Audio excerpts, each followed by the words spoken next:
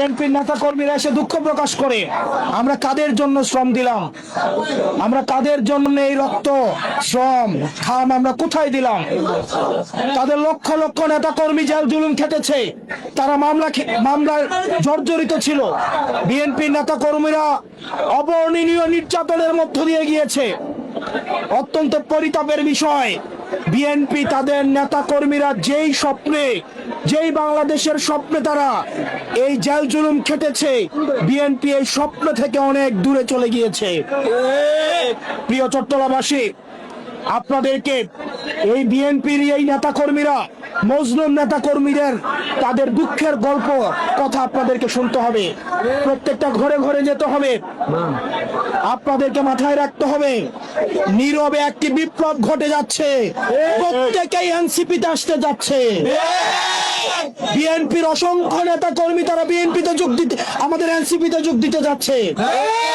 তারা হয়তো অনেকেই লজ্জায় এখন বলতে পারে না।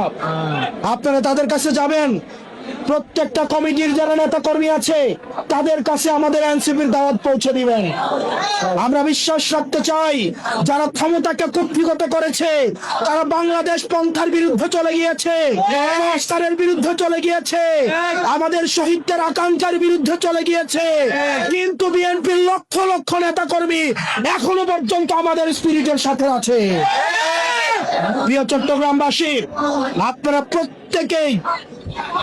প্রত্যেকটা রাজনৈতিক নেতা কর্মী প্রত্যেকটা মানুষের কাছে যাবেন, তাদেরকে সংগঠিত করবেন, তাদেরকে আমার পুনর্গঠন করতে হবে। এই পুনর্গঠনের মধ্য দিয়ে আমাদের যে অনাকাঙ্ক্ষিত বাংলাদেশ কাছ থেকে যে স্বপ্ন থেকে আমাদেরকে পিছিয়ে নেওয়া হচ্ছে, সেই বাংলাদেশ অবশ্যই আমরা অর্জন করবো ইনশাআল্লাহ। এই প্রিয় চট্টগ্রামের অসংখ্য নারী নেত্রী জুলাইয়ের রাস্তায় নেমে এসেছিল, কিন্তু এটা আমাদের ফেইলিওর। আমরা তাদেরকে পুনর্গঠন করতে পারি নাই, তাদেরকে আমরা রিঅর্গানাইজ করতে পারি নাই। সেজন্য অনেক নারী নেতৃত্ব তারা রাজনীতি থেকে পিছিয়ে আসতে বাধ্য হয়েছে। সেজন্য নারী নেতৃত্বের মধ্যে যারা আছেন, আপনাদেরকে অনুরোধ করব, চিটাগংয়ের যে নারী শক্তি রয়েছে, নারীদের মধ্যে যে নেতৃত্বের যেই ক্ষমতা রয়েছে, দক্ষতা রয়েছে, আপনারা প্রত্যেকটা নারীর কাছে যাবেন, তাদেরকে পুনর্গঠিত করে রিঅর্গানাইজ করে আমাদের বৃহত্তর যেই লক্ষ্য, আমাদের পুনর্গঠিত বাংলাদেশের যে লক্ষ্য, এই লক্ষ্য নারীদেরকে আপনারা অংশগ্রহণ করাবেন। প্রিয় চট্টগ্রামের বাসী, এই প্রিয় চট্টগ্রামে ঢাকায় যখন আন্দোলন বন্ধ হয়ে গিয়েছিল, বন্ধ হওয়ার উপক্রম তৈরি হয়েছিল, চট্টগ্রাম থেকে আবার আন্দোলন আবার সারা বাংলাদেশে ছড়িয়ে গিয়েছিল। আমরা বিশ্বাস করতে চাই, চট্টগ্রামে এনসিপির যে বসন্ত চট্টগ্রামে সম্প্রসারিত হয়েছে, সেই বসন্ত সারা বাংলাদেশের প্রত্যেকটি পথে প্রান্তরে, প্রত্যেকটি জেলা উপজেলায়, প্রত্যেকটি হাটে পথে প্রান্তরে ছড়িয়ে যাবে।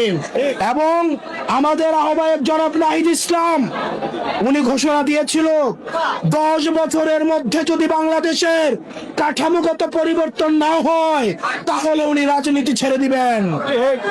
আমরা বিশ্বাস করতে চাই, আমরা প্রত্যেকটা মানুষ আমরা আমাদের নিজেদের সাংগঠনিক দায়িত্ব যথাযথ পালনের মধ্য দিয়ে, আমাদের আহ্বায়ক জনাব নাহিদ ইসলামের হাতকে শক্তিশালী করার মধ্য দিয়ে আমরা আমাদের আহ্বায়কের সেই স্বপ্নের কাঙ্ক্ষিত সংস্কারের যে বাংলাদেশ, সেই বাংলাদেশ অবশ্যই আমরা গঠন করবো ইনশাআল্লাহ। আপনারা সবাই ভালো থাকবেন, সুস্থ থাকবেন। আপনাদের সাথে লড়াইয়ের সংগ্রামে আবার দেখা হবে। ইনকিলাব ইনকিলাব, ইনকিলাব ইনকিলাব।